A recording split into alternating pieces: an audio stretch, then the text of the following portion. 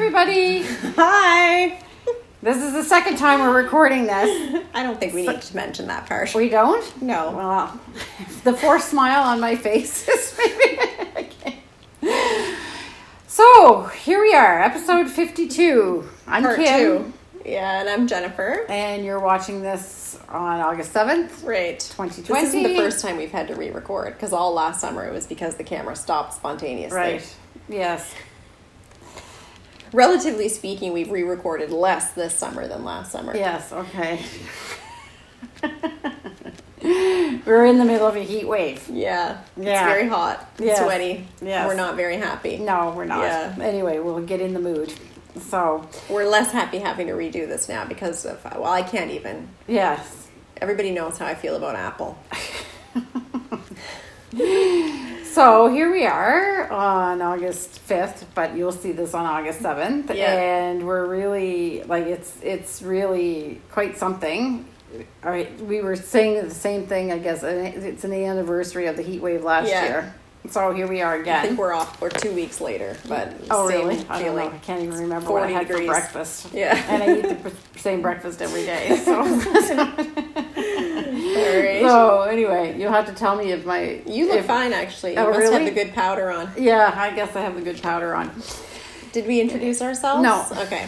I'm Kim, And I'm Jennifer. and we're the girls from Fleece and Harmony Right. in Belfast, Prince Edward Island, Yeah. Canada. Yeah. So we own a sheep farm, if you haven't been here before, and we have a woolen mill where we spin fiber from our own farm and from other farms on the island, and we have a little shop, and this is where we're recording. If you've been here before, welcome back. Yeah. Yeah. Thanks for joining us. Yes. Even though we're a little bit surly because of all of our technical issues Right. with our microphone, which is supposed to be plug and play, but is actually not at all. No, this is like the fifth setup that we've used. Yeah, and it's still not at working, least. so. Even though Apple sells it on their website as being compatible with their Yeah. products, it's not. We have more cords and Yeah. adapters and Yeah, whatever it's not. that we can open Anyway, another an electronic store. The microphone is going the way of my first Kid Silke shawl project, which is in the trash with a bunch of coffee poured over it. Yeah, right. That's where it should be. Yeah. All right, so we'll start as always with a farm update. Yeah. So we do actually have an update, even though there's not really much. All the sheep are grazing. We still have Right. grass, which is later than we had grass last year because it's not all burnt up yet. But if it keeps going getting the way that close. it's getting close. I hope we get some rain. But we do have some backup in fields that we haven't Okay. grazed yet, so we're doing good. But it looks like we're going to have lambs. Yeah. Yeah, so these are the two that said we weren't lambing this year. Right, we're not. Yeah. Except So- those little sheep Yeah. got up to no good with the rams Right. in the late spring. Right. Well, I guess March 29th is spring, Yeah. not late spring. Yeah. And we thought the ewes wouldn't be cycling. Or certainly I did, because I'm the last person who wanted to have lambs this year. I didn't at all. Yeah. But felt it was safe to put them into one group because they're only supposed to cycle seasonally. And in summer, they typically don't. So it seemed close enough to summer that might work, and it did not work. No. The little buggers got busy Yeah. out in the field, and Yeah. now we have 8 pregnant ewes. Yes. So we're going to have lambs, 16 to 20. which I'm sure you all think is great. Yes. And they will be cute. Yeah. And they'll probably be a lot healthier than the early spring lambs because they're going Well, to they be won't out on freeze to grass. death, There's that's no for sure. chance of them being hypothermic in the middle of the night, which is nice. Yes. So we don't have to do like full-on checks every 2 hours to make sure no one's out there freezing to death. They will Right. be able to make it through the night on their own at Yes. the very least. Yes. And all that good stuff. And of course, they're delightful to have around. Yes. It's just a lot of extra work looking after them. But 16 is a walk in the park for people who are used to doing 120 or more. Right. Right. Yeah. We just hope that there's no bottle lambs, but you've already started I'm recruiting working on recruiting some children to come feed them, even if they have to sleep with me in my bedroom. in the middle of the The night. children, not the lambs. Yeah. Or all of them. I don't care. As long as I get to stay in bed, they can bottle feed the lambs in my bed all they want. Yeah. Well, that's right. Yeah. So we're just waiting. They're not really that close. It's about probably 3. We figure Yeah. 3 weeks away based on the time. Probably before that we- Labor Day. Yeah. Another 2 episodes. We Maybe might they'll have have some them lambs. on Labor Day. Maybe. That's funny. Yes. See, you're funnier on the second recording. Yeah. Oh, yeah. I'm hilarious. What a disaster. If only we could afford that sound technician we needed. Yeah, exactly. Because I am not it. Yeah. All right. So we're going to surpass all your wildest dreams about whip and rip. Yes. In this episode, you will not believe what's happened in the last 2 weeks. I hope I was able to get my whip and rip graphic working. Yes. That also stopped working. If you see a whip and whip graphic, you know that she got that working. It's been a triumph. That's right. Yeah. Is her sound with that? No, thankfully. Oh, it doesn't go whew or something like that? Like that I know how to do. Yeah, okay. All right, so do you want me to go first? Yes. Okay, so I'm going to just move a couple things date my progress on my Paisley. So this is what's left of my Paisley. Yeah, amazing progress. Yes. So this is my original swatch. Oh, I had it upside down. My original swatch of my Paisley. So it's a sad story about the Paisley. Right. But I did this swatch, and when I did this swatch, it was one stitch too many for the gauge what was required. So the gauge was supposed to be 24, and I was getting 25. But I had extra ease. It was a bit tighter. It was a bit tighter. Okay. So I had extra ease in the pattern size that I was doing, though, and I did the math, and that one stitch was not going to make me change my mind about what pattern or what size I was going to do. So I was knitting, loving it. As you know, I've been enjoying it, and I was all the way up to the waist and about to do the little section where you just knit straight without any doing any more decreases. And I got a call from a friend who was knitting the project, and she was having trouble. Well, she wasn't getting gauge, so she asked me what my gauge was, and I said, you know what? I'm going to check my gauge. And she said, oh, no, you don't need to go to any trouble. It's not a rush. And I said, well, I am going to check because I had just in my mind that it wasn't feeling exactly like this. It seemed to be a little bit denser. And when I was looking at it, the fabric seemed a bit stiffer. So I was worried that my gauge had tightened up. So I went to the trouble of putting the extenders on my cables and making sure that I had lots of room. I soaked it for an hour. And then I blocked it. I just pressed it out and then pinned it. So I didn't stretch it at all when I blocked it. And when I checked the gauge, it was way off. Like, what's way off? How many stitches were you getting? 27. Ooh. And then in the back section with the checkerboard, it was even more. 29? Yeah. Oh. Or more. More? 30. Wow. Yeah. Okay. And had you swatched the checkerboard? Well, there's a little bit of checkerboard here, but okay. I didn't really swatch the checkerboard because I thought this would be the problem because it's got the floats. The checkerboard doesn't really have any floats.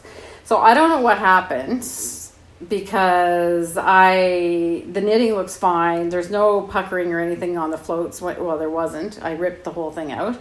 But I think what happened was I could feel myself getting more in a rhythm, especially on that checkerboard part at the back.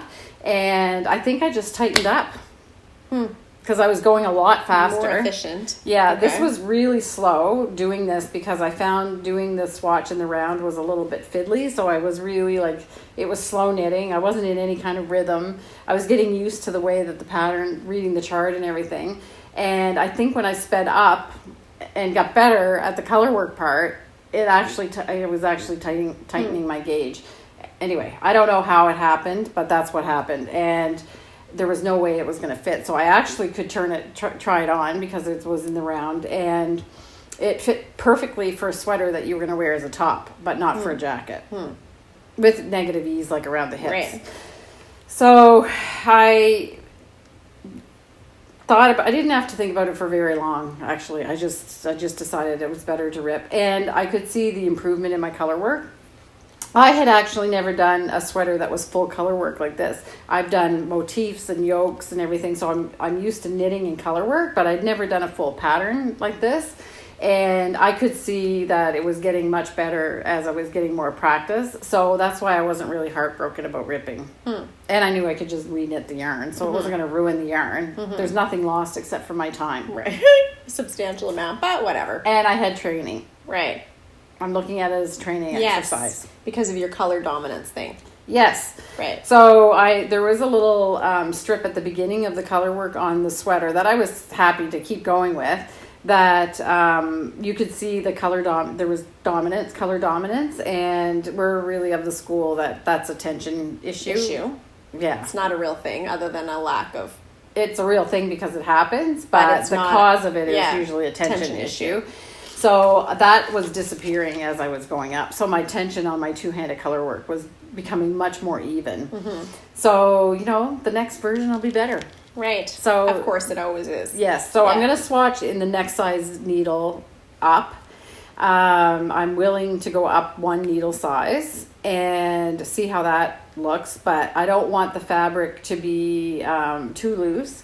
So if that doesn't give me the gauge that I need, then I'll actually go up a size in the sweater so that I'm knitting the fabric and just going on having more stitches because I'll do a larger size. The problem is that the larger size sweater takes more yarn than what I have in my kit. So I've already ordered I need an extra ball of the gray and an extra ball of the blue. So I've already ordered that. And then I ordered myself another kit too. Of a different sweater. One too. Yeah. So I'll be knitting another one. Another Sidsel. Okay. Yeah. And just so in case people are wondering, you did swatch this in the round too, yes. So it wasn't an issue of whether you did it in the round or flash. No. You can tell it was done in the round because of all of these fringes, lovely fringes, and also you didn't change the texture of your needles or anything like that. No. And when you knit this one, you had actually got engaged with the recommended needle size. Well, I had one stitch more with the needle size. But now you're going to be going up a needle size. Yes. Yeah. And if I like the fabric, I'll see what it is, what the gauge is. If I don't, I like this fabric, actually. Yeah, and however you achieve this actually does look nicer because the stitches are less crowded. Yeah. In the latter parts of your other sweater, they looked a little pinched. Yeah. It's allowing the motif to bloom a little bit more. Yeah, exactly. So it's gone. You have this lovely pile of balls. Yep. That's it. Yep. So that's it. And I don't feel bad about it. Nope. More on that later. This is going to be an heirloom. Well, right. You'll have it forever. So we're chill about the whip and rip aspect of things. We finally hit that plateau where we're like, this is part of it. Yeah. It's better to be perfect than to be, you can't get frustrated. Yeah. Yeah. Okay. So that's it. Good. Yeah. Okay. So you have another exciting whip. Which I'm not ripping at this point. So far. Not so far. So good. Yeah. So this is my Sunday cardigan, which I love. Mm-hmm. Got a lot done on it. Yeah, I did. I'm really enjoying. I was going to cast on my Paisley again, but I didn't. Are you almost to the bottom of the increases on this? Yeah, I am. I finished the increases. Oh wow! So you're just knitting straight away on the body. I'm knitting straight until I get to where I split for the sleeves. Oh right. And then I'll be on the body. Okay. So I just have 2 more rows probably to reach the measurement that I need. Okay. Wow. And it's so rich looking. Mm-hmm. So it's Turkish plum with A Night Without Stars. Yeah. Turkish plum, row, and Kidsel K's, and A Night Without Stars in our worsted. No, it's actually... Oh, it's Garfield Grizzly. Yeah, okay. But I would use the worsted. Yeah. If you... Okay. Because we don't have Garfield Grizzly. We did say Aaron last time, but now we think we might... You could do it with either. Yeah. It's a bit lighter if you do it in our worsted, but you can still make it work, probably. Okay. So, it's just a hug. Yeah. It's going to be really, really And yours nice. will be the nice right size, which is nice. Yeah. Because everybody's finding it maybe a little bit small. If you're in between sizes, definitely go up. Yeah, exactly. Yeah, I think that's the main thing of it. You always try to make that decision. With this pattern, definitely go up. Yes, that's you don't need to think about it. Right. We're telling you that's what you have to do. Yeah. So so this is just you can't keep your hands off it. No. Yeah. I definitely am going to knit myself another one in gray. Yeah. I have to. Yeah. It's such an unrequited. Like I'm just, I can fix the bulging band and whatnot on mine, but it's not the sweater I wanted. No, I'm sad to say. You'll still wear it. You were not going to wear the pink one? I don't think I will. I'm considering auctioning it off or something. Really? Yeah. Oh boy, it's still a nice sweater, and it definitely won't fit me. I'm turned sour on it. Oh. It's beautiful, but it doesn't fit me. Yeah, the way you want. It's so tight around the hips. Like I don't think. I don't think I am going to wear it. Oh. And I don't have big hips, but No. I didn't get gauge. You know, it's no fault of the pattern by any stretch. However, I kind of am a little bit. She actually, I didn't realize, but in the pattern, she makes a comment about you have to know what your gauge is because it makes a big difference in this pattern. Really? Yes. I did not see that part. Yeah. Why so? Well, she's right. I know, but why would that be? Well, I think it's because it's just so big. Like you're on big needles and I don't know. Well, big wasn't the issue. Yeah. So it says right in the pattern. I'm pretty sure that's what I read. Look at you reading all the words. Yeah, I do. I read all the words. I don't read the words. Yeah, you look at the picture. Speaking of that, She I can frown read. on reading words. She can read. I can read. And I was just going to say, like, I'm a little bit bitter about mine. It's not been a good relationship. Bitter about what? The Sunday cardigan. I don't think But I will. I don't think I will wear it. Oh, okay. I'm angry at it. But you're going to do another one. I'll make another one that I like much better, and that one can go stuff it. Oh, okay. I'm breaking up with that. We're breaking up. Me and my Sunday cardigan. So I don't know what I'll do with it or where it'll end up. I guess here on Lois. Well, we can put it, Lois, fill your boots. Yeah, as we it'll like look to say lovely around on here. Yeah. Yeah. So Lois has lost her head over the Sunday cardigan. my Pabaigh has also shrunk substantially. Yes. So in fact, it disappeared. I just want to say for a minute, I literally cannot believe that we're re-recording this entire episode. Right. I might have to say that periodically throughout. And it's getting dark, but you'll just have to bear with us lighting-wise, because this is all we've got. Yeah. It's better than having no sound, right. which is what we had on the last one. Last year, big into lip reading. Yes. Wasn't going to be enjoyable. Okay. So I got the 10 inches done. It was all about getting the 10 inches of stockinette done. I was so excited. Got the 10 inches because, that's a little bit of extra because the pattern called for 9.5 and I was like, I'll do 9 3/4. No, I'm going to go for a full 10 just so that it's not quite as cropped as the way Kate designed it, which isn't a problem at all, but I just thought I might prefer another little extra bit. And I tried it on and I just kind of thought 10 inches was my sweet spot. Mm-hmm.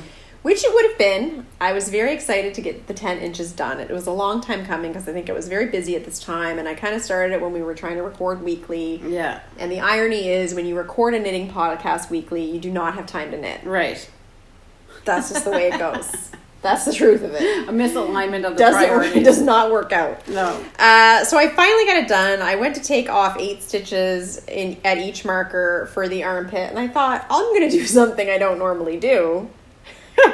And I'm going to count to see the number of stitches I have on each side. I would normally assume I had done it correctly. Yes, well, because there were no increases or decreases or anything, so what could possibly go wrong? What could go wrong? The fact that there were 8 rounds of increases that I had completely misreading in the pattern. Yes.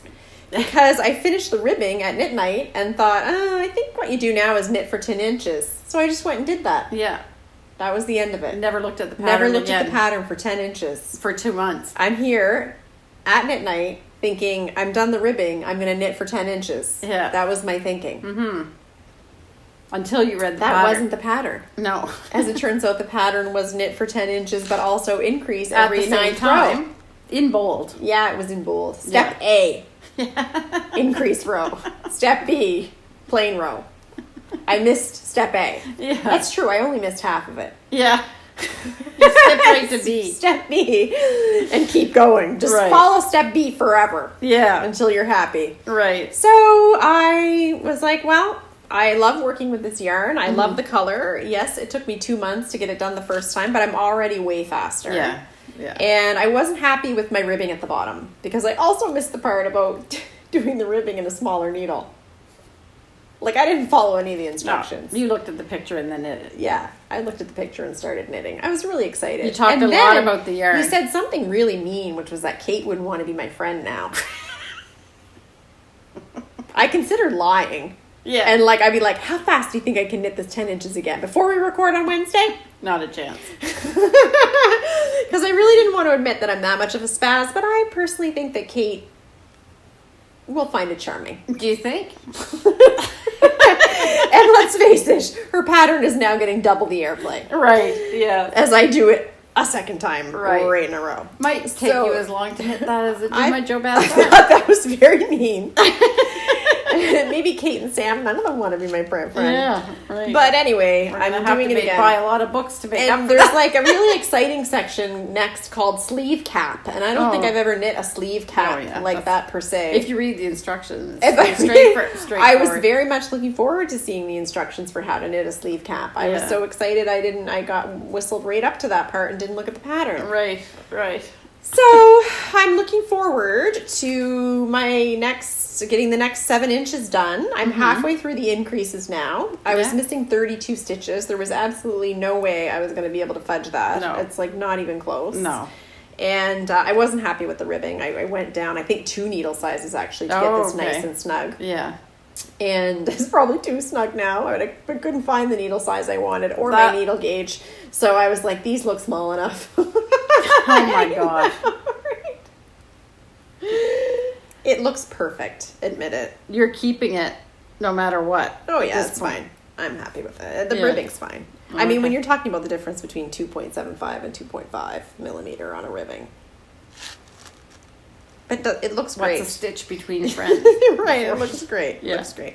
All right, so I won't show this again unless I get up to the armpit again, which I might. Yeah, by next you're recording. going a lot faster. I'm whistling along because I have more free time because of this flick-knacking podcast. This is only every 2 weeks. So that's the rip and rip of the century. It was a whiz banger of a ripping session. Yeah. Luckily, we had enough time in between episodes to at least kind of collect our thoughts on the whole matter. Yeah. And to start our darkness, my darkness. And now you're whipping those needles around. Next, I'm going to have a Chiago hole in my eye. Instead of my finger. Close to your face at all. No. Okay, so I'm knitting this in the headland color. Yeah. And I was going to say headlamp. Oh, no. But it's a lovely dark burgundy. Yeah. I love the fabric. Really, really nice. It's light. It's going to be, this is the back, so I think it's chopped down. I'm going to do some sleeve armhole shaping coming up here soon. And the hood must attach on here. Not that I've read the pattern through and can say that with confidence. I have no idea. And it looks very wide for the hood, but it is a very voluminous, cloaky type hood. So the person I know who's knit this is Andrea from Fruity Knitting, and if you look at her photos of it, where her daughter Madeline is wearing it, the hood is very voluminous at the back. And I think some people didn't like that about the pattern, but the more sort of Cruella de Vil it looks, the happier I'm going to be with it. Cruella de Vil? Yeah, my favorite Disney character. Oh, okay. This is my cloak of darkness. Oh. I don't know where I'm going with this. Okay. But I like it. It's got mystique. Yes. And Cruella, 101 Dalmatians are the original. Just the original. Not the live action. What is... Yeah. No. I didn't see that one. Disliked it highly. You did? I forget who played Cruella in that, but I don't know. Give me the cartoon. Oh, yeah. And Pongo and Purdy. Yeah. I named my horse and my bottle lamb Lady Perdita after Purdy from 101 Dalmatians. Love it. Mm-hmm. And, of course, Purdy, the Dalmatian, was a very refined, lovely woman. Of course. Just dog. Like you. Right. So I just think Purdy is adorable. Purdy, the name, and I've used it on several pets now. Yeah. And I don't know what that has to do with this pattern, but I'm considering it my Cruella coat. Okay. And in the original book still, which the lovely Karen mailed to us because it's now out of print, I think Kim refers to it as a hooded coat. Yeah. Right. Which sounds nicer than a hooded cardigan. Yeah. I think. Yes. It's more regal. Yes. And it has no fastenings. So you went from being a Disney princess to being one of the Disney villains? I just like the movie. Yeah, all right. I don't know. Like I said, I don't know where I'm going with this. Okay. I mean, Cruella certainly wasn't very nice to Purdy. No. She wanted to make a coat. Yeah, I know. But dark. Dark? Yeah. Those old Disney films were dark. Yeah, they were. Darkness. Yes. Okay. Well, I don't know. It's for when I want to channel my inner diva. Yeah. She was a diva. She had style. Yes. Dalmatian coats notwithstanding. No. We won't talk about that. All right. All right. So that's my darkness. Okay. And I have an FO that's related. All right. Because darkness is, of course, knit in brush fleece by Rowan. And so as a side project, because I came across this little pattern on, I don't know where I was. I don't know what I was doing, but I came across this little pattern Your bow's not tied. by Okay. Cocoknits called Little Lamb. It's so cute. And it really caught my eye. And I happened to know someone who was giving birth shortly thereafter. And I thought, you know what? I'm going to knit that for that person. And when I started it, the baby had not yet been born, but the baby has now joined us. And this is all ready to go. And I bought this lovely 2-inch thick, like I went all out on the satin ribbon to go along with it. And this takes 1 and a bit balls. So I was going to go in tonight, but now I'm re-recording instead. Yes. And I'm going to knit a matching hat. Yes. So you have lots left over, but we really thought people might like this little project. It took a couple evenings. I did it in the brush fleece held single, even though by the specs you might think it required holding it double. It works perfectly in the pattern. Right. This is the 6-month size, and the pattern goes up to 4 years. Oh, wow. Okay. Yeah, and it's adjustable because, you know, as they grow their little bellies, you can just not tie the ribbon as tight. Yeah. And you can finish it off a number of ways, but I'm actually going to list the proper amount of this ribbon on the website so that you can purchase that. I'll put it right in the same section with the Rowan felted brushed fleece, so that if you want the pink ribbon, I don't have any other colors and not everyone will certainly want pink, but if you happen to want to do this exactly the way I've done it, you can find the ribbon for sale in there, and I'll link to both in the show notes below. And in the pattern, Julie Weisenberger, whose design it is, gives you an opportunity to change it to reverse stockinette if you want to knit it, if you want to display it or have it worn in the reverse. You can do that, which is lammy too. Yeah. I just love the name Little Lamb. Yeah. So cute. And of course we love lambs, and we now have some coming. Yeah. So maybe a little lamb will wear the sweater. Yeah. At some point. How cute would that be? It'll be gone. We'll have to knit another one. Yeah. With 4 legs. So it also looks cute in reverse stockinette. Yeah. Kind of more bubbly woolly. Yeah, it's really sweet. So unblocked, I didn't love the look of that, so I made the choice to display it the opposite side out, but you can do whatever. So again, 2 balls for the smallest and probably 1 size up, and then you'd need more yardage for whatever else other sizes you want to do, but the pattern is adorable. And of course it's very well written because everything Julie does is amazing. Yeah. And we're big fans of Cocoknits, as you know. Yeah. And because we thought people might want to do this project after seeing it, because literally it was in the store for 5 minutes today and somebody left with the project to do it. Because it's just kind of irresistible, frankly, if you know anyone having a baby, and it's quick. Yeah. So if you know 4 people having babies, She was the grandmother. We get you covered. Was she the grandmother? First time grandmother. Okay. So she's gonna knit that. We got these other colors, pastels. Yes. So we've listed these under brush fleece now too. So we hadn't bought the pastels because we were thinking more adult, Darkness. Conventional products. Yeah. Or colors. We were in the darkness frame of mind. We were in the darkness frame of mind. And now we're in the baby frame of mind. But now we've added these pastels that you might want to make. So this is a lovely dusty pink, a sort of a dusty mauve lavender, and a dusty blue. Yeah. And so you could equally make it in any of these as well. But Super cute. These colors are really nice for anything cushy and I cozy. mean, baby blanket, or it does have real wool in it, so I'd say you have to be careful around washing instructions and things. But even for like nice hats and extra fine merino and baby alpaca. Yeah. Don't put that sucker in the dryer. No. I fully expect mine to be shrunk beyond recognition the first time it gets washed. It's just... Oh no, well, you'll have to put a nice handwritten washing instructions in it. trust no one. Well, However, it was just a fun thing to do, so I've cute made peace with that. If that happens. I understand parents and laundry. And like with the fancy satin ribbon, it's not necessarily something that you'd be throwing on your baby every day. No. It's for... We can hope. Yeah. It'll be fine. But from what I've heard from other grandmoms and friends coming into the store, it usually goes in the dryer. Yeah, well, they're busy. They're very busy. The new mums are busy. It's okay. Rushed. Yeah. Yeah. Or sometimes it's when the dads try to help. Yes. Either thing. Yeah. Right. Cold wash, cold rinse, and lay flat to dry on the gentle cycle would be just fine. You don't have to hand wash it. Yeah. But if you put it in the dryer, it's going to fit their doll. That's right. Which might be fine. That's in some cases. All right. Yeah. So that is Little Lamb. Yes. And you have a re-FO. Yes. Well, it's not a re. It's more information on the FO.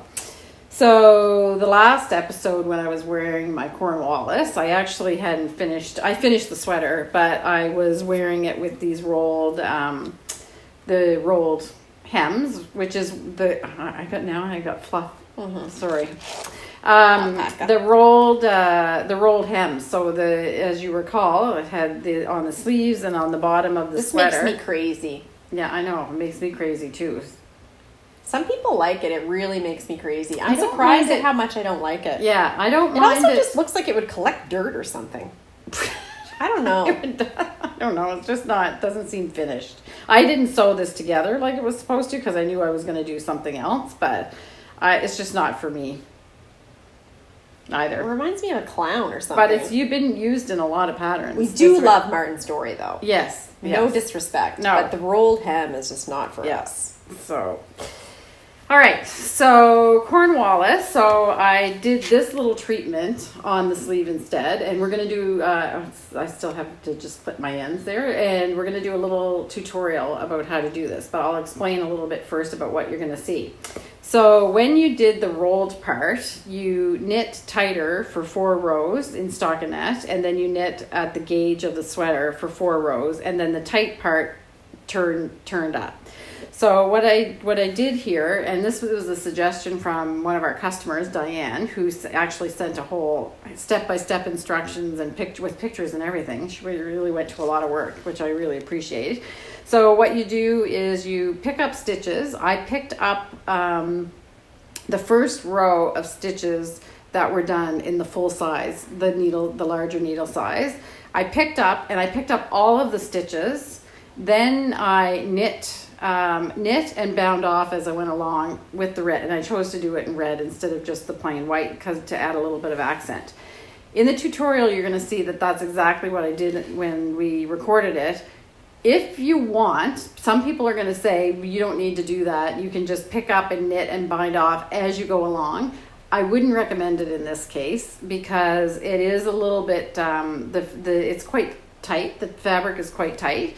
So, and you need to make sure that your knit and bound off stitches are consistent. You don't want to have any variation because you're making this great little edge.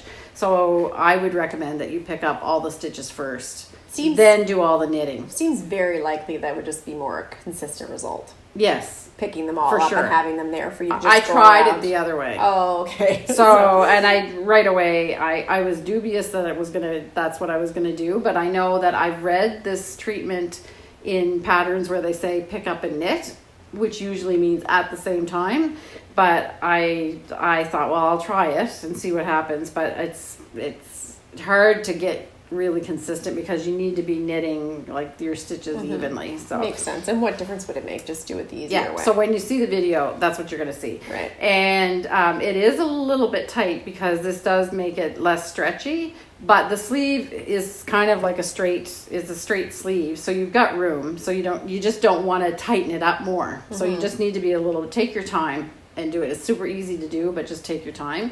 And then on the inside, when you do it in that position and you fold it over, your bind off edge, or was that your cast on edge? Your cast on edge matches exactly when you fold it over to where the last purl bump is of the white, and I just did a little whip stitch around there, and I whip stitched every second stitch, and when I came to the seam, well, you'll see it. When I came to the seam, I did it in every stitch when I got close to the seam.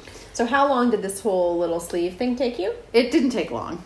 I don't know. Like 15 minutes? Oh, well, not that fast. Oh, the okay. picking up is the longest part to make sure you've got it lined up properly.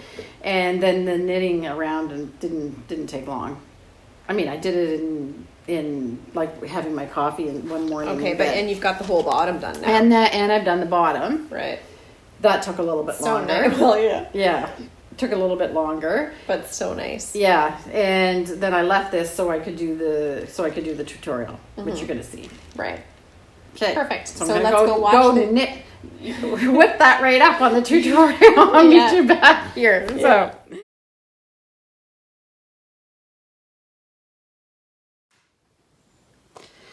Okay, so here we are for the tutorial about how I've done a folded hem with this decorative edging on my Cornwallis sweater. So just to remind everybody, or if you're just watching this by itself without watching the podcast, this sweater called for a plain stockinette edge on the sleeves and on the hem around the bottom, which would roll up. And that was going to be the finish on the sweater. I found that a bit too casual of a look for what I wanted personally. So I've decided to do this folded up hem with a decorative edge that matched the top detail of the sweater. So this Cornwallis sweater.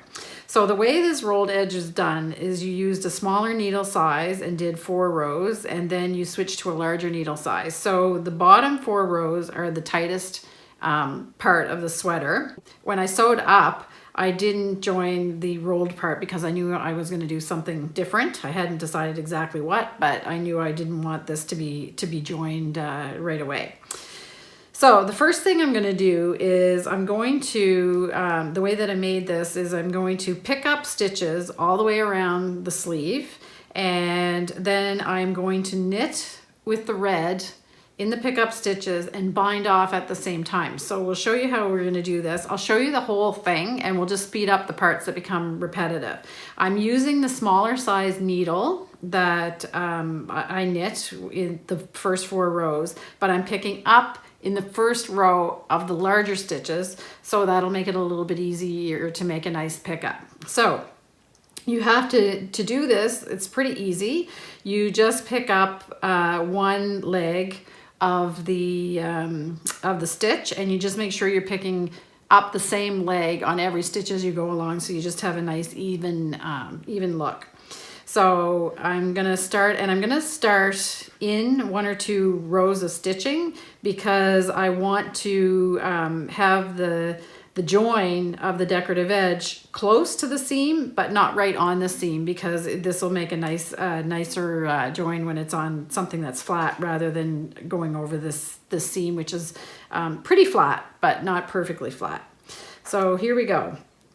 So I'm 1, 2, 3, 4 stitches from the blue stripe, which is the first big stitch, and I'm picking up in the right leg of every stitch as I go along. So we're just gonna just make sure that you don't have other threads. So this will be and you'll be able to tell pretty quickly if you don't have the right leg, because it creates a bit of a space in between. I'll just show you. So if I miss the leg and pick up the left leg by mistake, you can see right away the spacing is not even, so you can just watch. And I would recommend that you do this when you've got time to just take your time and do it, because you want to constantly check to make sure that you're on the same row of knitting and not jumping either a row in, a row up, or a row down. So here we go.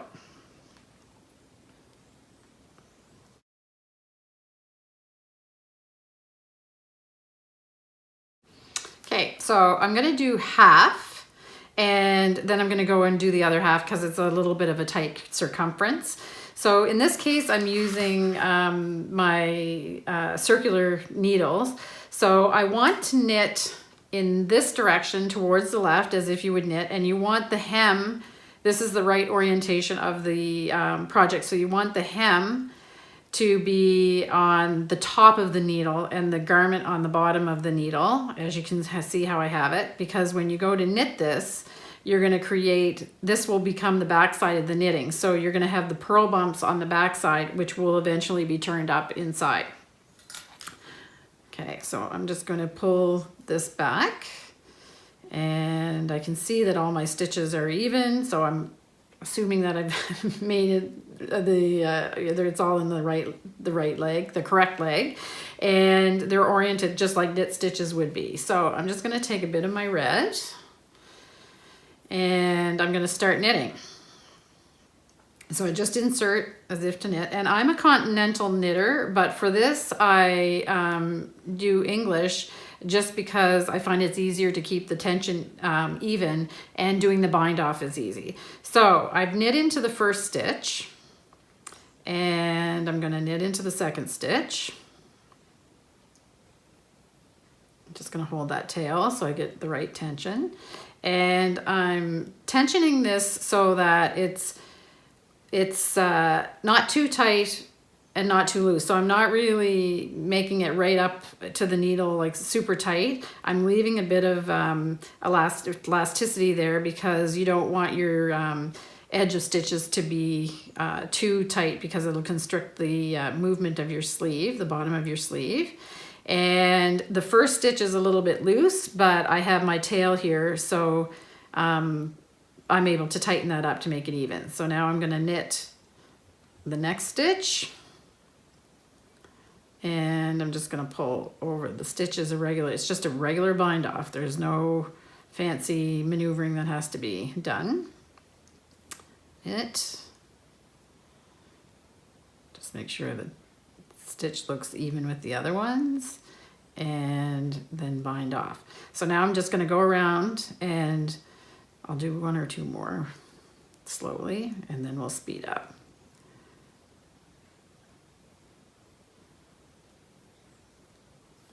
Knit.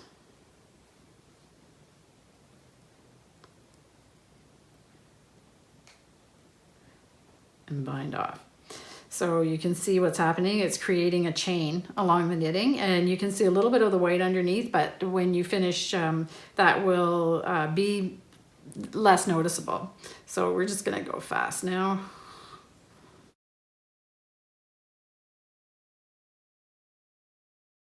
So that's the last of the stitches that I had picked up previously. So now I'm just going to start over doing the rest of them. And I'm just going to pull this out a little bit because I'm just going to drop the needle on that side. There's no need to have it. And I'm going to go back and start picking up the next row. And I went in the right leg, so I'm going to pick up in the right leg again, continue on doing the same thing. So just take a couple minutes. Go fast for you guys.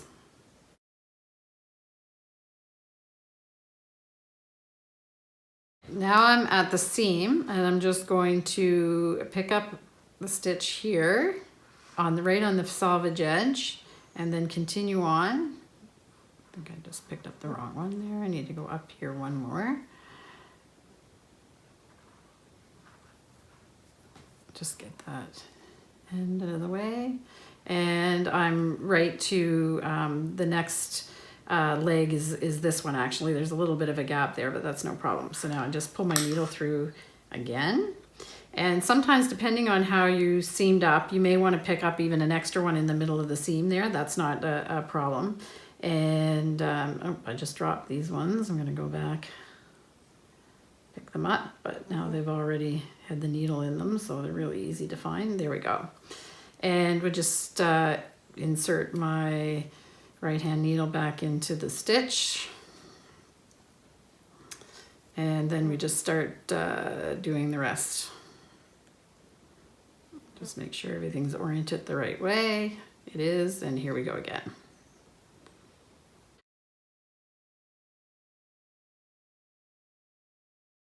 Okay, and now I'm at the seam, and I actually think that I will pick up another stitch here because I don't really like that gap. So there's no problem. I just pick up another one. And for one stitch, it's you're going to keep it even.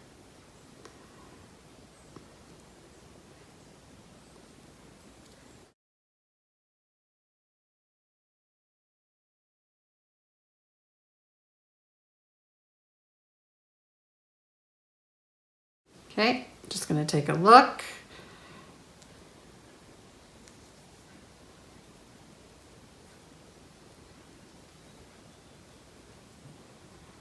And I'm going to pick up one more. So you can just make a judgment call on your knitting, it's not going to show. So that's going to twist a little bit because it's a little bit of an uneven stitch. It's okay. And then bind that off. Okay, so the knitting part is done, and you can see I'm right back to the beginning. I'm going to take out my needle, pull this thread, and I'm going to cut off a generous, I'm going to be generous with this. We're going to pull this off here. Okay, so I have these two ends, and I'm going to use the end that I just cut, and I'm going to recreate a stitch here so that it looks, you won't be able to see where I joined. So I go through both legs of the very first stitch that I made when I started, and then I'm going to go into the hole of the last stitch I made down in through, and then that will make a join that just looks like another knit stitch. And you can just see a little bit of a bubble of a white, but you just manipulate that a little bit. So now I'm done. And then I'm going to go in here to get my thread to the back so that I can finish this off. I'm going to do the same with this end that I started with. Just tuck that to the back. So when I'm done, I'll just sew in those ends and make the join. So there we go. So now we have a chain of knitting in the red that will, when a hem, it's going to be the edging, and then the hem will go inside. So we're going to do this, do the sewing now. So I'm going to take some of my white,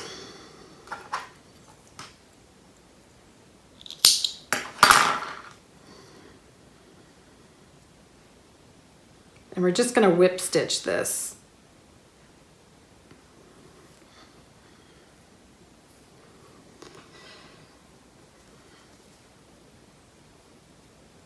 And as you do this, you do need to press it down a bit with your fingers because it's a little bit thick. And I'm just going to make a little starting loop here, leave a little bit of a tail. So this is just to catch the yarn. And then I'm going to go ahead and do this. So I'm going to catch the last white purl bump, my knitting, and then I'm going to put it through underneath the cast on edge on the sleeve. And I'm just manipulating this, holding this with my fingers so I get a nice smooth. Get this thread out of the way, in under the purl bump, and then under the cast on edge. Now I'm going to do the first couple stitches in every purl bump, and then after I get past the beginning part here, I'm going to do the sewing in every second purl bump because it really doesn't need to be sorry, those ends are just a little bit. Okay, don't pull too tight. And as you work along, I'm just finger pressing as I go.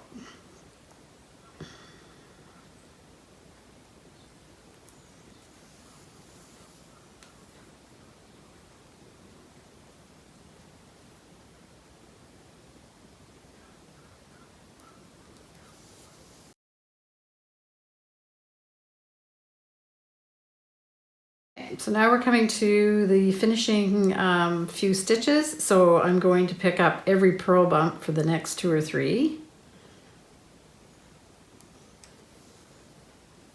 make sure you have a nice tight finish. I'm going to tack down the very edge.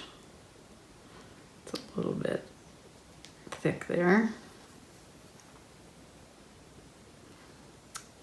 Okay, and I'm just going to make another extra loop over to this side to make sure it's secure.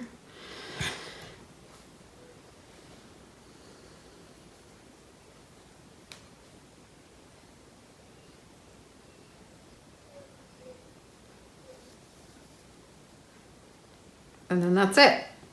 So the end is just to sew in your edges, and there you have your seam all done, nice and neat, and a really nice finish. And once this is all finished and my ends are sewn in, I'll just put a little bit of a press on that with the iron, and the sweater is all done. Thanks. All right, so there you go. Okay. Goodbye, Cornwallis. No. Oh, no. There's more. I forgot.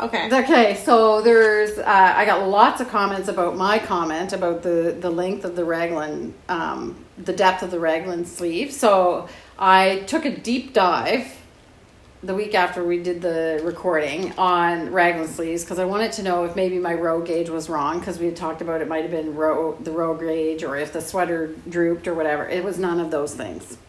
So first of all, a raglan is designed to give you more room. So by design, it's a little bit roomier under the arm. And I took all the measurements. I measured my knitted garment. I looked at the schematic. Everything was right. So my row gauge, in fact, was right on the sweater, and the knitting was correct. So then that left me with the fact that it was just the way that it was designed to hit there, or there was something else. So I wear a t-shirt all the time that I love that has a raglan sleeve. So I thought, well, I'm just going to put that, it fits me perfectly. I'm just going to put that up, superimpose it on my sweater and see what the measurements look like. And ironically, it's exactly the same. So the measurement is exactly the same of a sweater that I like, or a t-shirt that fits me wear closer under the arm. The only place that it was different was the width of the body. So like we had surmised in the other, it's the extra fabric under the arm that's creating this look of kind of baggy, a little bit baggy. Yeah. Don't get me wrong. I love the sweater. It feels so good when I'm wearing it. It's not a complaint. It was just different than what I expected it to be. So, and I did look at Amy Herzog's course in Blueprint, because she does really talks about the fit of sleeves and stuff like that. I got a lot of really good information on sleeves and how to measure and stuff like that. In the end, there's nothing wrong with this. It's just the fit of it. So that's it. So I'm going to be really happy that it'll be done, and then I'll be wearing it, and I'm going to wear it a lot. I can really tell. Yeah. What's not to like? Yeah, it's I love a wonderful summer project. Yeah, and a lot of people have bought the yarn to make it. Yeah, and I'm really happy with the new treatment on the sleeve. It's going to be nice and sharp. I definitely like it a lot better. Yeah. Okay, good. So that's Cornwallis. And a new tutorial. So we're going to be trying to do tutorials every episode. Yeah. Instead of doing the second episode, we're going to try to do more tutorials. So we're really going to be beefing up that playlist. So on YouTube, you have the ability to create playlists, and we have one for knitting podcast episodes, and we have one for tutorials. And we're probably going to create a couple others, but we'll talk about that more later. Okay. So now it's time for the shop update. Yes. And you had done something fun here. This was a fun little color exploration that you did. Yes. Okay. So I'm not the color expert. But Jennifer you were is. Restocking the Sidsel K's, and this came to you? Is that? No, it's just that I was thinking of the pairings. So I thought, I looked back at the notes from last week and the pairings that we did for that, and I thought, well, there is another way to look at pairing, and if you have a variegated yarn, you could keep this yarn. Last time we showed different color bases and the corresponding Sidsel K's, because we can match almost anything, because we've got all of the shades. Yeah. So in this case, I thought I would take a variegated yarn and then pick up the different components of the variegation and see what happens. So the one that is probably the most easy was the turquoise. So this is blue poppy, and the skein that I picked up happens to be the Selkirk worsted, and I put peacock with that, and you can see what happens if you hold this together. What you're going to get is this beautiful peacock haze over the blue poppy. It's going to make it look more turquoise. So if you want something in more pushing towards the turquoise colorway, you would use the peacock.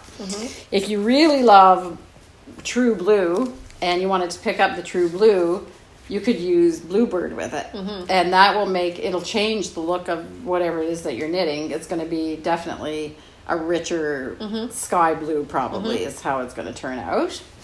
And then if you wanted to just have a subtle effect with a nice halo, heavenly matches perfectly, and we'll pick up the light blue tones and give a nice soft softening pastel-y effect to it.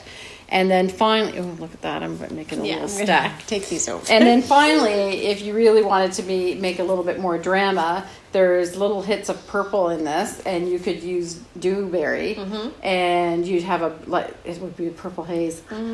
Yeah, purple haze. You're much funnier on the second version. Am I? Yeah. I haven't gotten Wait to my till you get joke your yet. joke. Yeah. Okay. Just on that, do you have wine at your place? I don't. Yeah, probably. Okay, I'll be needing something. Yeah. Okay. Anyway, so dewberry also, which this looks blue. I'm sure you're looking at, but this purple is perfect with it. So that's another way that you can combine kid silkays with other things, and we're happy to. This is fun for us, to pick the colors. So we're happy to. It would be help you cool out to with do that. a striped project over the blue poppy, like with the different forms of haze, different colors of haze versions going on down it. I don't know. There's infinite. You could hold 2 separate, different kid silk haze with it. Yeah. 4 for that matter, if you wanted to. But yeah, it's really fun, and we love pairing things with kid silk haze, and it gives a nice effect. Yeah.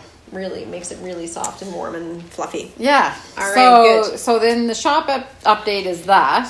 And then there's also, we already talked about the brushed fleece that we got new shades. New colors, And we've completed just about the palette in the fine lace as well. The Rowan Fine Lace, which we're so in love with this, and we keep talking about it, and no one's really ordering it. Yeah. So we're going to have to knit something with it ourselves because we have more unrequited love for this fine lace. Yeah, it's a beautiful yarn. yarn. This is what is in the white, in the Earhart, which I now can't really... This white stripes. Yeah.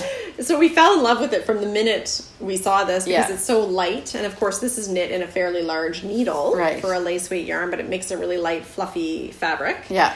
And we just are dying now. I've seen some Rowan patterns that combine this and kid silkays together, double-stranded. And that is on my wish list. Yeah. So we've got all these new, more fun colors. Yeah. And if you go under the yarn on the Rowan website, they do show patterns below that sort of feature the yarn that you're looking at. So you could find something to make with it. So this is Tangerine. Oh, God, we're going to test ourselves if we know. I think this is called Aged. Not sure. Okay. And you thought Cameo. Azalea. Yeah. Port. Yeah. Pear. Yeah. Mariana. Okay. And I don't know what the grays are. Cobweb is the purpley one. Okay. Soft, that's cobweb. And I think this is, I'm not sure what this one is. This one might be Pigeon. Is it pigeon? I think pigeon is a little bit darker. Okay. So there's 2 that we don't have, ruby and pigeon. Oh, okay. Anyway. And But I did enter pigeon today, so this must be you pigeon. Did? Oh, okay. So that's pigeon. So then it's another darker gray that we're missing. That we don't have. Yeah. But anyway, please make something with this. We're dying because to see we don't projects. have time to. And we're dying to see projects. And we're dying to have you experience how lovely it is. This is the yarn that they used on the garment that's on the cover of the Rowan magazine 67. Yeah. And the pattern is Bowie. Yeah. And it's that beautiful t-shirt with draped actually sleeves. only much more huge than this, but these beautiful sleeves. So that's something that I wanted to knit, but Gosh, we can only knit so much. Yeah, That's the I problem. know. And we're trying to live vicariously through all you people. Why Yeah. aren't you buying this and knitting with Yeah, it? Especially if you're local, so we can come squish it after. Yeah, we want Where's to squish Joanne? Joanne? We Why want to haven't you squish knit it. something with that? Yeah, we Okay. want to squish it. So that's our shop update. Yeah. We're adding Rowan all the time. Yeah, and then there you have a preview. Something that's and not in here case yet. you've missed it, we've added felted tweed. Yes. I don't know how you could have missed it because it went on both newsletters Right. and both email lists. So we're starting to build our color selection. We're getting ready in for felted fall tweed. Yeah. with the felted tweed. Yeah. So we have another shop preview because Right. last episode we did the preview of saltwater gifts, which is on the way shortly. Yeah. So thank you to everyone who ordered. And just so you know, if you combined other items with it, we are holding the package until the book arrives. Right. If that creates some kind of issue for you, just reach out and we'll make other arrangements. But at this point, we're holding your whole order until we can put the book in it with it if you combine things. And thank you for combining things with it because, of course, we appreciate all that support and those orders. It's great. And the book should be here shortly. So, but the shop preview on pre-order this time is the Cocoknits needle gauge, which I'm so excited about because, of course, it's adorable and it's got pretty colors and it's rainbow design genius. I think it's magnetic and the parts all slip back together in a nice tidy little pile. It's so cute. It's very small and portable. Okay, it looks big in the picture. I know, but how can it be? The needle holes are only Well, a I know, certain but size. maybe the discs are all the same size and there's a tiny hole in the middle. Is that Well, how yeah. it works? Yes. Oh, okay. But it's still not, like, huge. Okay. They're just Wait showing a to wait close-up. to see. Well, we don't even know. We haven't. It's not like I've held it. No. But we suspect that it's going to be very, very popular.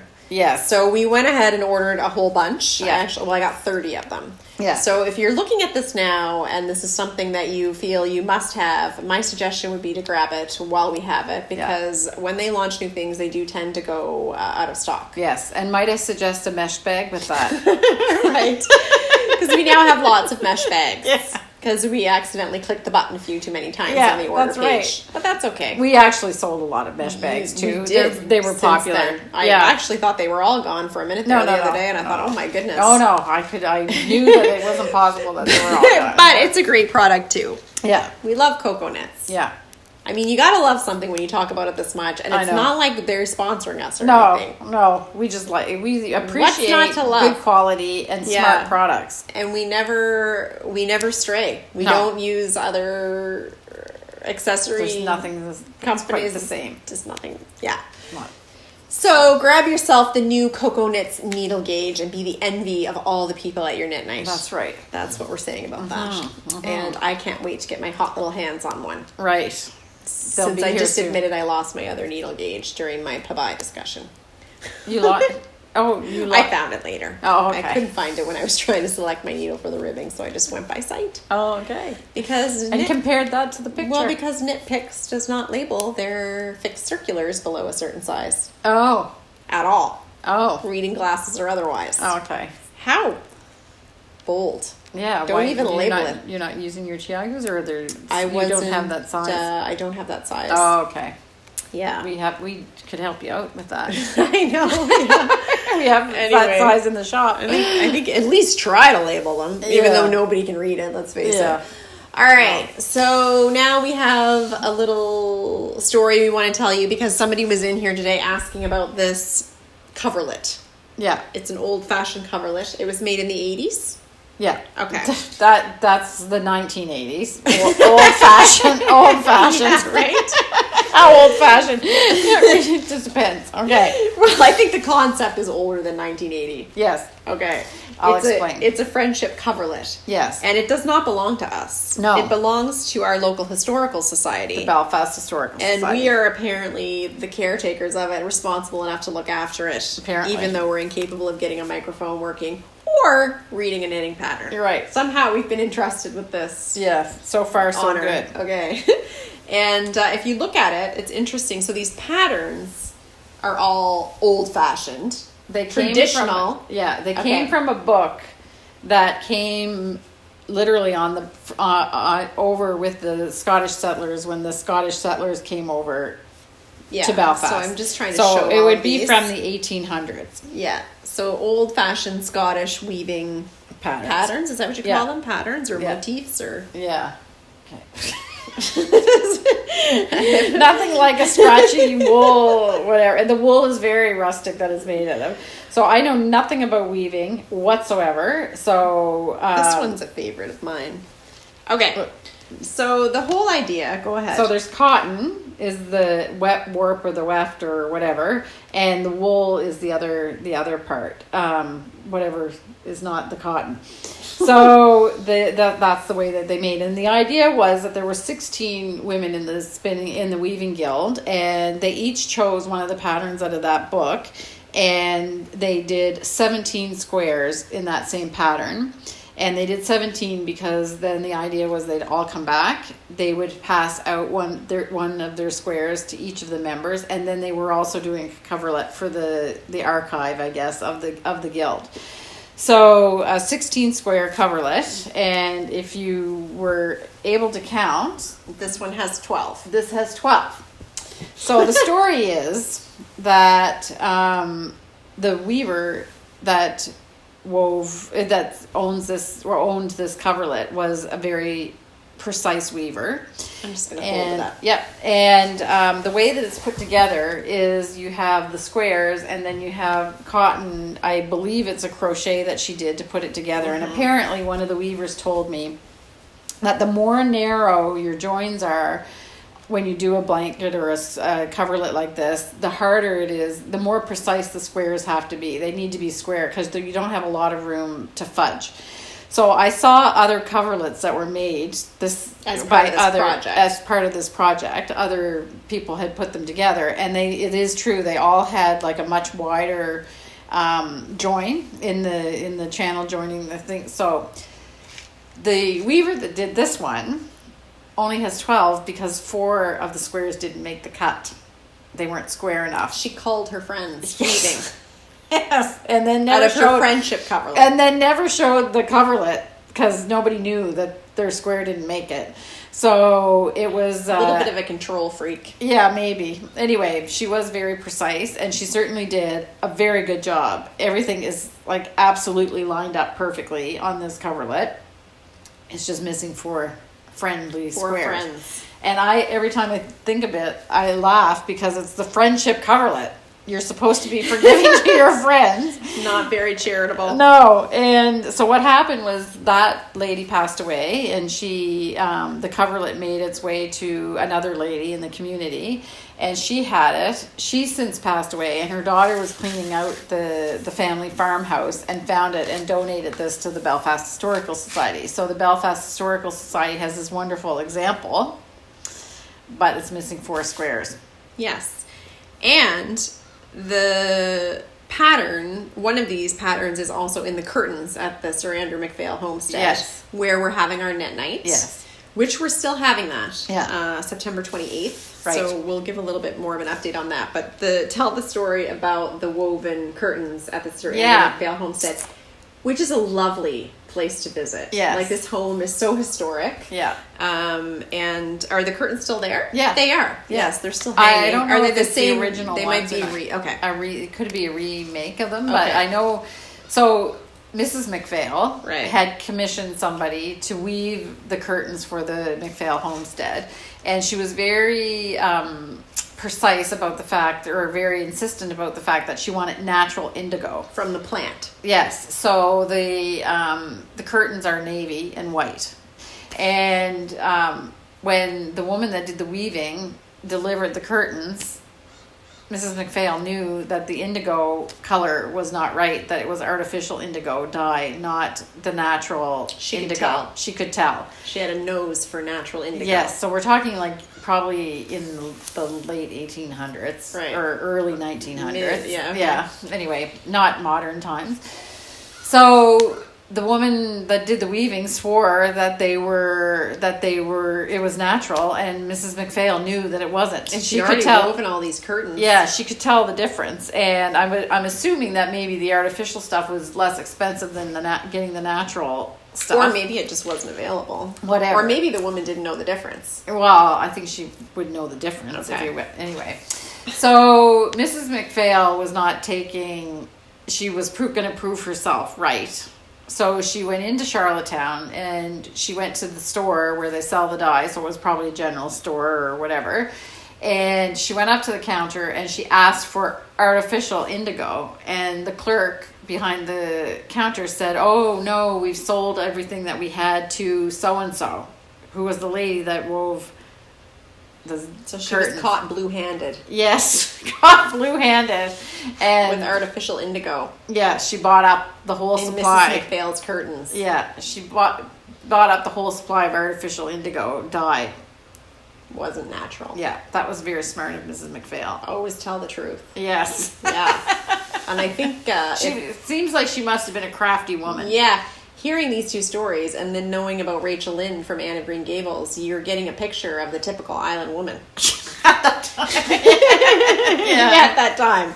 Fuss budgets. Yeah, maybe. Just a little bit. Yeah. Well, there's always good guys and bad guys in every story. Well, I the get. well-known ones anyway. Yeah, right. Anyway, so, wow, don't try to pull the wool over their eyes. Yeah, haha. I stole your joke from the last time we did this. Yeah, you're using my material. But probably next time we have to re-record, we should just bring the wine out with us. Yes, maybe that's Definitely. Yeah. Mark my words. Next Yeah. time re-recording is necessary, there's going to be wine Yeah. involved. You'll all be hoping for Yes. that now. And I can tell that you're steering the conversation so that I don't have a good segue to tell my joke that I want to tell. I'm not. Yes, I can tell. I'm not even thinking about it. Yeah. Okay, what's your Because joke? because I told a joke in the first time we recorded this, which is my absolute favorite joke. And I've never even heard this joke. I can't believe it's your favorite. it's my absolute favorite, and it's one that I think of. You know, sometimes when your mind is just wandering and you think of something funny, and then it makes you laugh out loud, just like you had heard it for the first time. Okay. Well, This now, joke came to my mind. unfortunately, now I'm not hearing it for the first time because I heard it Yes. an hour ago when we recorded You'll this. still find it funny because it's so hilarious that you're gonna find it funny. Okay. So I had to change the names in it because it was a name. It was like a stereotypical cultural group that it was Okay. named. So I'm now not going to it's say. just it's every man. Okay. Yes. So I picked two names out of the air. We'll call them Dave and Mike. Okay. So Dave and Mike were on the beach. Maybe it was here in PEI. I think it must have Most been from likely. PEI. Although I didn't live here when I heard this joke. So Dave and Mike were on the beach. And Dave says to Mike, "I don't get it. When you walk down the beach, all of the girls are looking at you. I think I'm a pretty good looking guy, but none of the girls are looking at me when we walk down the beach together." So Mike says, "Dave, I'm going to let you in on the secret. You take a potato and you put it in your bathing suit." So Dave says, "Oh." So Dave goes off to find a potato and take another walk around The down largest beach. potato he could find. I would imagine he did, trying to find a large potato, which is not hard on Prince Edward Island. You don't want the new potatoes. They're plentiful. You want the large. You want the ones for baking. Right. So he found a potato, walks down the beach, and he comes and he says, "Mike," he says, "I don't know what kind of advice you're giving me, but now the girls are running away from me. Not only are they just ignoring me, they're actually running away." And Mike looks up at Dave and says, "Dave, you have to put the potato in the front of the bathing suit." No. It's hilarious. See, that made my mood better. And I can only imagine what would happen if the potato in the back of the bathing suit actually slipped out of the bathing suit while he was on the beach. If any of you are new watching, I just want to remind you that this is Kim, and you can address all your comments to her. Because I'm not responsible. It's hilarious. Okay. Hilarious. Yes. I mean, it's a good follow-up to our nude beach story from last episode. Right, I'm on a theme. It's a beach theme. It's like a sequel. It's a beach Speedo theme. Yeah. Lately. And Several I episodes. actually said to Ken this morning, because I was laughing about the joke this morning, I said, it doesn't even, you really can't even use it because everybody wears board shorts now. You'd never I'm sure see, they can you'd never picture it. see the potato. It would fall right out. That would not work. Yeah, all right. So That's probably why they that's wear my board favorite shorts. joke. It's really evened the playing field, the whole Yeah. board short thing. Yeah. This is terrible. Yeah. Okay. We're really going down the rabbit hole now. Okay. I'm glad you got to tell your joke. Yeah. Once again, It's Kim, hilarious. Jennifer, you know what to do. Yeah. And in the first round of this, what joke were you going to tell? No, I wasn't.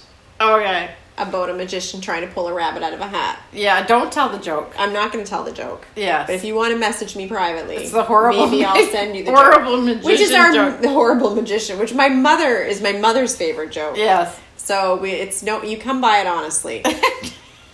There's no question in my mind. Yeah. All right. The apple doesn't fall far from the tree. The potato. Yeah. Right. Well, potatoes don't grow in trees. Okay. Yeah. I think I'd know that being on the island and all. We are famous for our potatoes here, if you didn't know. Just like Idaho. We're the Idaho of Canada. Yeah. Maybe Idahoans don't like to be known for their potatoes. Maybe they don't. But we're definitely proud. known for ours. I mean, Stompin' Tom wrote songs about it, so it's not like we can deny it at this point. Yeah, Bud the Spud from the Big Red Mud. Yeah. All right. If you don't know Stompin' Tom, of potatoes. And if you don't know that Stompin' Tom song or anything about Stompin' Tom, look it up. Have at her. Speaking of rabbit holes, and rabbits out of hats. Right. Okay. So now we're up to Ask Us Anything. Right. We're in the home stretch. I know. There? It's been so much smoother the second time. Okay. You've screwed up a lot less. I mean, ironically, it'll be a lot less editing for me the second go around. Okay. Practice makes perfect. That's what I'm saying to myself about my Paisley. Just like ripping out your sweater. We ripped out the first edition. Yeah. All right. So Ask Us Anything. So Alice Skett asked if we could do the mini sock kit, I think, in true rainbow colors, like regular red, orange, yellow, green, blue, purple, not the neon version, which we already have. Yeah. And I think this is a wonderful idea. And yes, I think we should do it. I don't know when. Yeah. Because kits are a lot of work. And I think at some point we realized we could just sit here and make neon sock kits all day long, since they've been on the grocery girls, and probably sell out and be quite happy. But we don't want to make neon rainbow sock kits all day long. So we don't. Yes. But we probably could and make a full-time business out of it. That's how quickly they sell out. Yeah. But we will add a true rainbow one, because I think that's a wonderful thing to have to go along with that. Sometime before the holidays in December, most likely. Whenever there's a lot of extra sock yarn laying around. But thank you for the suggestion, and I think we shall do that. Yeah. And I she just asked don't know something when. else. Yes. So, and Alice Gett also asked about having different playlists in YouTube, which I touched on earlier, but we are creating a new one called Yarns, which will be our little stories and maybe appropriate jokes, clipped out to be more shareable and to be tagged with content, because usually they have nothing to do with knitting. Right. And so that you'll be able to go in there and find any little stories you're looking for, because occasionally or quite often we do you remember what episode you told the story about the lamb in the bed? Yeah, no. So we're going to organize all that content in another playlist called Yarns, and it's always been on my list to organize how yarn is made in there, and so our Welcome to Our World segment. So I'll be going through every single past episode, there'll be 52 of them, and taking out and separating those little clips into, provided I have the original podcast still. Yeah, I think there's one or two that are gone. There's some of them that might be gone because of memory issues with my phone. Yeah. But I actually think they're all on the computer. Oh, okay. But I'm not 100% sure. So I may have saved over some or whatever. But I'm going to attempt to do the best job of that I can. Yeah. And so thank you for those questions / suggestions. Yeah. They were good ones, and we're going to make good on them. So the second one was sent by Made with Love and Beer. I love that. Which makes a lot of sense. Yeah. With us, it would be Made with Love and Wine. Yeah. Love and wine. Yeah. We're loving wine. I'm going to be loving some wine as soon as I get out of here. Yeah. Asking about undyed blanks. And we don't sell undyed blanks. No. Because... we sell natural undyed yarn. Yes. We sell our yarns in the natural color. Yeah. But not in the sense of where you can buy a bunch of blanks at a wholesale or bulk price. Yeah. Because our yarn just cannot be sold for bulk price. This is way too labor intensive making it. We're not a commercial size mill. It costs essentially the same to make a blank as it does to dye it. The dyeing part is the least labor intensive part of the whole thing. And typically, if you're buying large lots of undyed blanks to dye, they're coming from a commercial mill. And a lot of times another country. Yeah. Because we just don't have the volume we don't have mills here that would do it. So, unfortunately, that's not possible. But you can always buy our yarn in the natural color, yes. But I'm thinking she probably wants like a more of a bulk. She wants to try dyeing. Yeah, try dyeing with it. So you can find yarns bear yarns. Yeah. I think they call them Right. bear yarns or natural blanks or whatever. So you can find those on the internet if you do a little bit of a But Google not search. from us. You just have to buy a natural skein, and the price would be the same as the dyed ones. Yeah. Because we make it all here by hand. Yeah. And there's just no way to make it less expensive. Yeah. So the third question was from Gold Threads. Where is the best place to chat with other Fleece and Harmony fans? Yeah. And I love that you use the word fans, first of all. Thank you. And it's very apropos that you asked this question because we have just redesigned our community forum, which we were totally unhappy with. So if you were on there, you've probably noticed that it was a complete dud. We ripped it. We ripped it. We're ripping that, and we're ripping that off too. So we were going to test for a few more weeks, but I'm pretty confident about the platform that we've selected now. So I've updated it so that we can get in there and get started. We're both committed to having both of our projects loaded in there under topics. By the time this airs, Friday afternoon, August 7th. Yeah, we just have to start I'll do it for you. Okay, great. Put in whatever pictures we have, and then we'll all chat in there. Yeah, and we can go lots of different directions with that. I think we might create episode-based chats. So we can go in there and chat about various episodes and ask questions and things. We're committed to being in there daily to keep up with it. The new platform allows you to reply in line. Which the other one didn't. Which was a nightmare. The other one was horribly designed. I actually can't believe how bad it was. Yes, and you could barely figure out how to get anonymous off your... It was terrible. Yeah, I mean, we might have to do a tutorial about how to create... But if you created an identity in the last one, it'll still work in this one too. So you can still sign in, and you'll go through the community forum link at the bottom of our website, and I'll also link to how to get to the forum in our show notes. And let's get started in there and have some fun. Yeah. And somebody had asked why we don't just stick with Ravelry. Well, we also want to have our own. Yeah. So after all, it's our community, and we want to interact with it as much as possible. And the best way to do that. And we don't want to be at the mercy of what other... Yeah, like if Ravelry goes down for whatever reason, we lose our forum. Yeah. If they were ever to close, we'd lose all that information. So where it is our Fleece and Harmony community for Fleece and Harmony fans, it makes sense for us to house it on our Fleece and Harmony website. And we would really love it to be a place where people help each other with their projects. So that's happening a little bit on the Ravelry forum, but not everybody's not on Ravelry and stuff. So we're going to create a topic called Ask the Community. Yeah. And that's where you can take your knitting conundrums, like how to finish off those sleeves that Kim just showed on her Cornwallis. And if you want resources for things, we've got tons. The amount of replies that we got about the ribbons, I was looking at ribbons for days. It was fantastic. And it's hard for us. It's wonderful when they come in the comments on YouTube, but it's hard for us to go back and find them. So this way we'll create a topic and everything will be much better organized and searchable and things like that. So thank you, Gold Threads. You've sort of pushed us through getting the new one launched, and we definitely need to get on that because the other one was just a disaster. Yeah. They're getting a very bad review from me. Yeah, it wasn't good. So it wasn't good at all. Not enjoyable to use. No. So we've ditched that, and we did say it was a beta test. Yeah. So we hope you're not sad and bitter about any effort you put into the old one, but the test did not go well. No.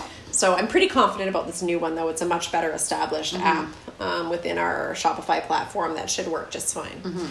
All right, and then finally, the fourth question was from DEHCHO. Decho. Deo. No. What sweater was I wearing in episode 38? And I wasn't wearing a sweater. Well, except the episodes got renumbered. They got renumbered, but let us know, write back and let us know what it kind of looked like. Yeah. 50% chance it's ranunculus because I've worn that. Half the time I've worn a sweater, it's been ranunculus. Yes. But you might also be seeing this. The video 38 right now in YouTube is a t-shirt. Yeah. An Amanda Jackson t-shirt, I think. Okay. And then when I count it back, because we had A, B, and C, or A, B videos, the next one it could be is 40. And in that, you're wearing this over a white t-shirt. But what if it was 38B, which would be 41? I don't think there was a sweater in 41. Okay. Either. Well, I have if it's this, it's an Earhart shawl. Yeah. But if this isn't it, by all means, write back and we'll describe track down what I was wearing. But I am trying to get better at listing what we have on in the show notes. And if you're wondering, this Support Your Local Fiber Farmer t-shirt came from another mini mill owner, Longway Homestead, but she actually doesn't have them anymore. But you should support your local fiber firm. Yes, please do. She has buttons and I think project bags. Oh, okay. Or something along those lines. But you can't get the t-shirts anymore because I went in and checked because I thought, well, I'll send them all there to get one. But they're gone. Yeah.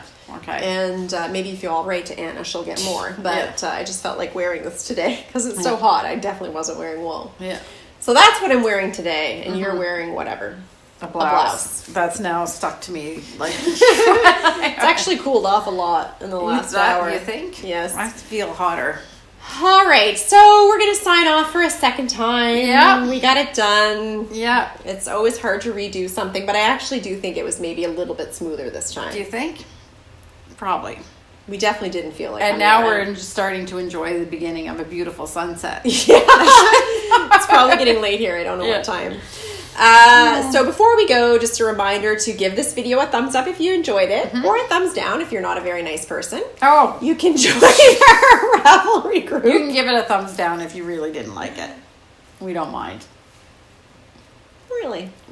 We'll just talk about it for every we'll episode. Just for complain about it, yeah. If we ever find you, look out. You can join our Ravelry group. We are still maintaining the Ravelry group, even though we have our own forum, of course. Yeah. There's a lot to maintaining a community. Yes. I mean, these are all things that we are going to continue to develop as we have more time and more help doing other parts of our business, which, of course, we're always looking to do. Don't forget to subscribe to the channel. If you're new, you can go right to the episode playlist and watch these all in order. Go through all the previous ones, binge watch. And also subscribe for notifications so you don't miss when we load another video. And we are still trying to load things every week, but the alternate week will be a tutorial, not a full episode. So I think that's it. All right. And I'm very sad about the microphone situation. Oh, well. We will no longer see the microphone, so we won't worry about it again. I might try to get it working, but I'll be doing it not on a real episode. You're right. We just don't have a lot of time for technical tweaking. No. But I tested it and I did try to get it right beforehand. Yes, I know. Still didn't work. We don't know why it didn't work. It's Apple's fault. Yeah. All right. All right. When in doubt, blame Apple. Yes. Okay. Okay. Bye, All right. Bye.